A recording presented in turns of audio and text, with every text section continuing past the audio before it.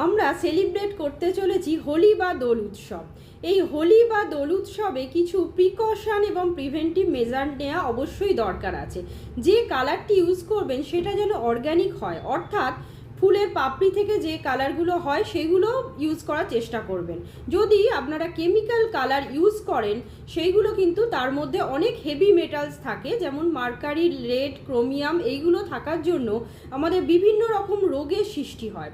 যেমন অ্যাজমা হতে পারে, ডার্মাটাইটিস, বিভিন্ন অ্যালার্জিক ডার্মাটাইটিস হতে পারে, এছাড়াও ব্রঙ্কাইটিস হতে পারে। তার জন্য অবশ্যই চেষ্টা করবেন অর্গ্যানিক কালার ইউজ করার।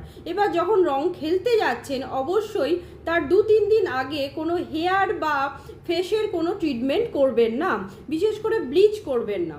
এরপরে অবশ্যই যখন খেলতে যাচ্ছেন আপনারা ফেসের মধ্যে ময়েশ্চারাইজার বা সানস্ক্রিন ইউজ করতে পারেন এবং হোল বডিতে আপনারা চেষ্টা করবেন অয়েল ইউজ করার।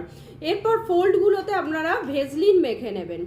যখনই আপনারা খেলতে যাচ্ছেন তখন আপনাদের ফুল স্লিভ পরতে হবে যাতে রংটা স্কিনের কন্ট্যাক্টে না আসে। আর বাড়ির বাচ্চা যদি থাকে, তারা সেলিব্রেট করতে যায়, অবশ্যই চেষ্টা করবেন বড় একজন তাদের দলে যেন থাকে, কারণ বিভিন্ন রকম দুর্ঘটনা হতে পারে। তাদের বড়রা থাকলে অনেকটা সেফ থাকবে। সবাই হোলি ভালো করে সেলিব্রেট করুন, দোল উৎসব ভালো করে সেলিব্রেট করুন। নমস্কার।